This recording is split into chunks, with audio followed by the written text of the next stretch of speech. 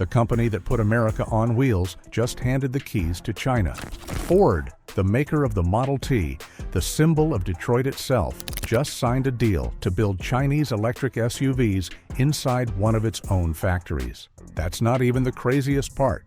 15 years ago, Ford sold Volvo to this exact Chinese company to save itself from bankruptcy.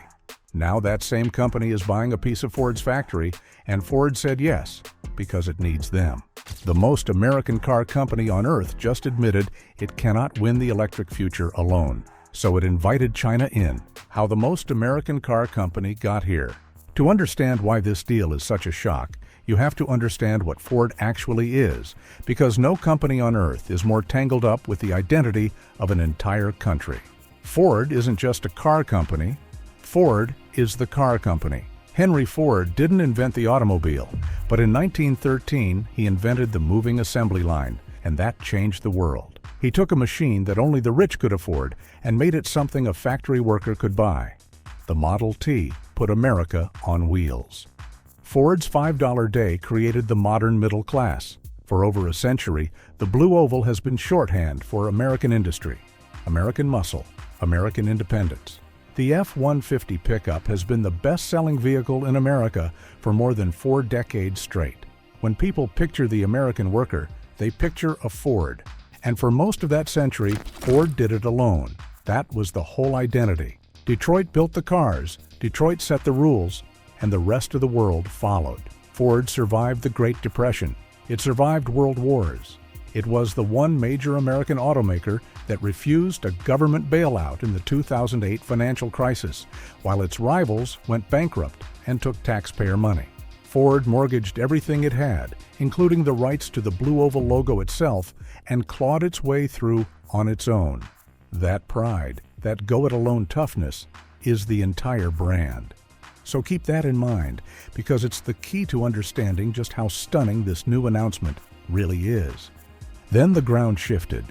The electric era arrived, and it did not play to Ford's strengths. For 100 years, the hardest part of building a car was the engine, and Ford built some of the best engines on the planet. But an electric car doesn't have an engine. It has a battery and software. And suddenly all that century-old expertise, all that hard-won knowledge about pistons and combustion, mattered a lot less. The game had changed, and the new game was being won somewhere else entirely. In China? While Detroit was perfecting the V8, China was playing an entirely different game. For 20 years, backed by enormous government support, China built the world's best battery supply chain, locked up the raw materials, and grew a whole generation of fast, cheap, software-defined electric cars. And they didn't just build them cheaper, they built them faster. Companies like BYD and Geely learned to develop a brand new car in 12 to 18 months, while Ford and the rest of the West still took 5 to 6 years. Think about what that gap means. By the time a traditional automaker finished designing one single car, a Chinese rival had designed, launched, and updated 3. In an industry where the technology now changes every year, that speed isn't a small advantage. It's the whole ballgame. Ford wasn't just behind on electric, it was behind on time itself, and you cannot buy back time. And that collision, a proud century-old American giant slamming into a faster, cheaper, electric-first world, is where this entire story explodes. The numbers that forced Ford's hand. Because here's the truth, the announcement doesn't say out loud. Ford didn't do this deal because it wanted to. It did it because the numbers left it almost no choice. Let's talk about what Ford's electric dream actually cost. Ford has a division called Model E, the part of the company responsible for electric vehicles. And Model E has been an absolute bloodbath. In 2024, it lost over $5 billion. In 2025, it lost nearly $5 billion more. And for 2026, Ford is telling investors to expect another $4 to $5 billion in losses. Add it up, and Ford's electric division has burned through something like $15 billion in 3 years, with the company itself admitting it doesn't expect that division to make a single dollar of profit until 2029. That is not a rough patch. That is a company losing money on almost every electric car it sells, and doing it for years on end. and the cars themselves kept running into walls. Ford spent a fortune developing a big 3-row electric SUV, then looked at the math, realized it would never be profitable, and canceled it outright. That one decision alone cost the company $1.9 billion, written off for a car that will now never be built. Then came the reckoning. When Ford tallied up the true cost of its electric strategy, it announced a staggering $19.5 billion in special charges tied to resetting that strategy. Write-downs, canceled programs, impaired assets, the accounting wreckage of a plan that got away from it. It helped push Ford to a net loss of over $8 billion for the full year 2025, one of its worst results since the 2008 financial crisis. And this time, there was no recession to blame. The wound was self-inflicted, the cost of betting big on electric and getting the timing wrong. And it's not just the accounting. The demand Ford bet on simply did not show up the way it planned. Ford ended up selling roughly twice as many hybrids as pure electric cars, because that's what customers actually wanted. Its gas Mustang was outselling its electric Mustang Mach-E by more than 2-to-1. So Ford was pouring billions into electric cars, while its own buyers kept reaching for gas and hybrid instead. To try to fix it, Ford set up a secret skunkworks team in California, staffed with former Tesla and Formula One engineers, to design a cheap electric car from scratch that could finally compete with Tesla and the Chinese on price. But that won't arrive until 2027 at the earliest. In the meantime, the losses kept stacking up, and tariffs piled on another $2 billion of pain in a single year on top of everything else. Now here's the part that connects directly to this Spain deal. Ford's factory in Valencia, the one at the center of this whole story, was running at just 26% of its capacity. Picture that. A massive plant built to produce 500,000 cars a year, sitting nearly 3/4 empty. Every one of those idle production lines is money pouring out of the building for nothing. In Europe, Ford has been losing ground for years, its lineup shrinking, its market share sliding, that giant factory sitting mostly dark. So Ford had a choice: keep bleeding cash on a half-empty plant, or find someone to fill it. And the someone with the electric cars, the speed and the cash to fill it, happened to be Chinese. The deal that should make Detroit nervous. So on July 23, 2026, Ford and Geely announced it. And once you know the details, you understand why this landed like a bombshell across the whole industry. Here's exactly what they signed. Ford and Geely are forming a joint venture at that Valencia plant. Ford keeps control with 66% ownership, and Geely takes 34%, paying around 220 million euros to get in. Together, they'll fill that empty factory with 5 new vehicles, all starting production in 2028. For Ford, a new member of the Bronco family built for Europe, and an all-new electric crossover that Ford designs but co-develops with Geely. And for Geely, 2 electric SUVs, Chinese-branded, rolling off a Ford assembly line in Spain. Read that last part again, because it's the part that stuns people. A Chinese car company is going to build its own branded electric SUVs inside a Ford factory. The Blue Oval, the ultimate symbol of American manufacturing, is opening its own doors and letting a Chinese automaker set up shop on the inside. And the history here makes it almost poetic, because Ford and Geely have a past. Back in 2010, Ford was in trouble, and it sold Volvo, the Swedish brand it owned, to a then little-known Chinese company called Geely to raise cash. At the time, plenty of people thought Geely would run Volvo into the ground. Instead, Geely poured in money, left the engineers alone, and turned Volvo into a genuine success story. So Geely is not some random buyer. It's the company that Ford once sold a brand to, that then proved it could build world-class cars, and that has now grown so powerful that Ford is coming back 15 years later as the junior partner in the electric relationship. The student didn't just catch up to the teacher. The student is now the one with the technology the teacher needs. And here's a detail that makes the whole thing even smarter for Ford. The plant doesn't go dark or slow down in the meantime. Ford's popular Kuga SUV, one of Europe's best-selling plug-in hybrids, keeps rolling off the same Valencia line uninterrupted while all of this gets set up. The joint venture is expected to start operating in the first half of 2027, with those 5 new vehicles arriving the year after. So Ford turns a half-empty, money-losing factory into a fully loaded 5-model plant, shares the enormous cost with a partner, and gets access to Geely's electric technology, all in one move. On paper, it's a genuinely clever piece of business. And Geely is enormous. This isn't a small player. Geely owns Volvo, Polestar, Lotus, the London electric taxi company, a huge stake in Mercedes-Benz, and its own massive lineup of Chinese brands. It recently set 2 Guinness World Records with a new electric drive unit. In the first half of 2026 alone, its overseas sales jumped more than 150% to nearly 500,000 vehicles, more than it sold overseas in the entire previous year. This is one of the fastest-growing car empires on the planet, and it just planted its flag inside a Ford factory in Europe. Now, before we get into why this is so much bigger than one deal, if you're finding this valuable, take 1 second to hit that like button and subscribe. It genuinely helps the channel, and there's a lot more you need to see here. Because this Spain deal is not happening in isolation. It's one move in a much larger invasion, and once you see the full picture, you'll understand why executives across Europe and America are genuinely rattled. Why Geely wanted this even more than Ford. Here's the twist most coverage misses. As desperate as Ford was for this deal, Geely may have wanted it even more. And the reason why tells you everything about where this industry is heading. Chinese electric cars have a problem in Europe. They're good, they're cheap, and Europe knows it. So to protect its own car makers, the European Union slapped heavy tariffs on electric vehicles imported from China. Extra duties on top of the normal ones, specifically designed to make Chinese EVs more expensive and keep them out. On paper, that wall was supposed to hold the Chinese brands back. But there's a gaping hole in that wall, and Geely just drove straight through it.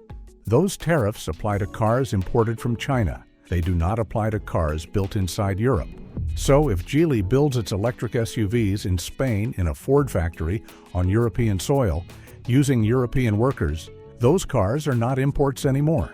The tariff simply doesn't touch them. Geely just turned a Ford factory into a key that unlocks the entire European market, tariff-free. And Geely is not alone in figuring this out. This is the part that should really get your attention. BYD, the biggest Chinese EV maker of all, has already built a giant factory in Hungary and is looking at more. Chery, another Chinese giant, is trying to move into a Nissan plant in England. One by one, the Chinese brands are setting up production inside Europe, precisely to leapfrog the tariffs meant to keep them out. The wall Europe built to protect its car industry is being climbed from the inside, and now a Detroit icon just handed one of those companies a ladder. For Geely, the math is beautiful. It gets its first major European production base. It dodges the tariffs completely. It shortens delivery times because the cars are now built in the market where they're sold instead of shipped halfway around the world. It stabilizes its pricing because it's no longer exposed to shipping costs and trade duties that can change overnight. And it does all of this inside an established, respected, already built factory with a partner it has trusted for over a decade, instead of spending years and billions building a plant from the ground up like BYD had to in Hungary. Chinese brands already make up around 7% of new car sales in Europe, a number that was basically zero just a few years ago, and every deal, like this one, is another brick pulled out of the wall that was supposed to keep them out. The bigger picture, why this changes everything. So let's zoom out, because this is about far more than one factory in Spain. This deal is a signal, and the signal is enormous. For 100 years, the flow of knowledge in the car industry ran one direction, from west to east. American and European and Japanese companies had the technology, and the rest of the world licensed it, copied it, or partnered up to learn it. China built its entire modern car industry in the 1980s and 90s by forcing Western automakers into joint ventures so that Chinese companies could learn how to build cars. The West was the teacher, China was the student. This deal is that same arrangement, flipped completely upside down. Now, it's the American company entering the joint venture to gain access to the Chinese company's technology and speed. Ford isn't teaching Geely how to build cars. Geely is helping Ford build electric cars because Geely does it better, faster, and cheaper. In one generation, China went from needing the West's technology to being the technology the West now needs. That is one of the biggest shifts in the history of the global economy, and this quiet factory deal in Spain is a flashing neon sign of it.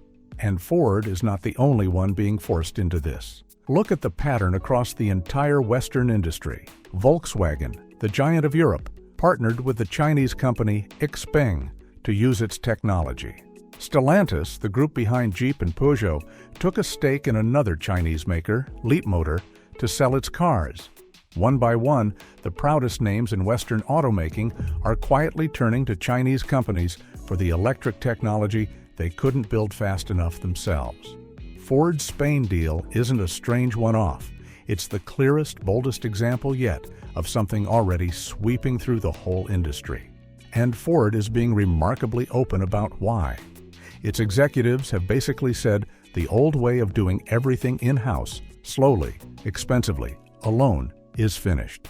The new realities of the car market, brutal cost pressure, tightening regulations, and a wave of fast Chinese competitors have reset the rules.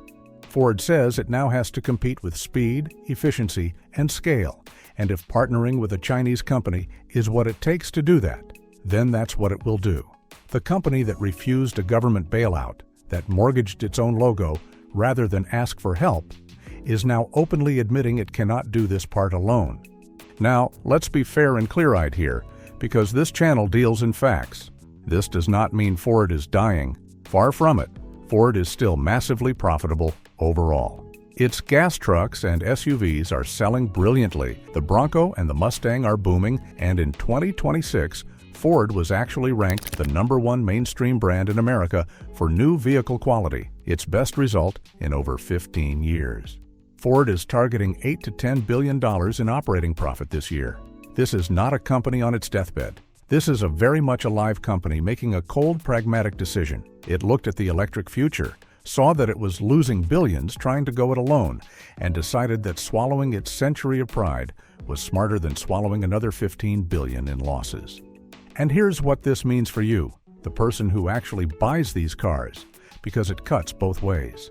On one hand, deals like this are how you eventually get a genuinely good electric car for a genuinely fair price, because Chinese cost, discipline, and speed get baked into cars wearing familiar Western badges. The Ford in your driveway 5 years from now might drive better and cost less precisely because of a partnership like this one. That's the upside, and it's real. But there's a cost hiding underneath it. Every time a Western company decides it's cheaper to borrow China's technology than to build its own, it gets a little more dependent and a little less capable of ever doing it alone again. Skip a generation of building your own batteries and software, and you don't just fall behind. You forget how to catch up. So the same deal that hands you a better, cheaper car today may quietly hand the future of the entire Western car industry to the very companies it was supposed to be competing against. That's the trade Ford just made, and it's the trade the whole industry is now racing to make, right alongside it. But make no mistake about what this moment represents. When Ford, the most stubbornly independent, most American car company that has ever existed, decides that the smartest move it can make is to partner with a Chinese automaker and build Chinese-branded EVs in its own factory, the old world order in the car industry is officially over. The question is no longer whether Chinese car makers will dominate the global electric transition. The question is, who's going to partner with them, and who's going to get left behind? So where do you land on this? Is Ford being brilliant here, using a Chinese partner's speed and technology to fix its electric problem without spending another $15 billion figuring it out alone? Or is this the moment a great American company quietly admitted defeat and opened the door to the very competitor that could one day replace it?